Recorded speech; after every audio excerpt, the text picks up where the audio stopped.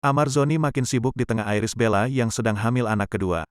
Di tengah kehamilan Iris Bella yang menginjak usia 5 bulan, Amarzoni justru sibuk bekerja. Menurut Iris Bella, Amarzoni kini kembali aktif mengambil pekerjaan stripping sinetron. Suamiku sudah mulai aktif lagi syuting. Suamiku lagi stripping sinetron dari pagi ketemu pagi setiap hari, ujar Iris Bella ditemui di kawasan Sudirman, Jakarta Selatan, Sabtu, tanggal 23 April tahun 2022. Meskipun demikian, Iris Bella menyebut bahwa Amarzoni tetap menyempatkan waktu untuk mendampingi di hari besar sang istri yang baru saja menggelar fashion show. Tapi hari ini dia kejar waktu banget supaya bisa libur nemenin aku di hari bersejarah ini, kata Iris Bella.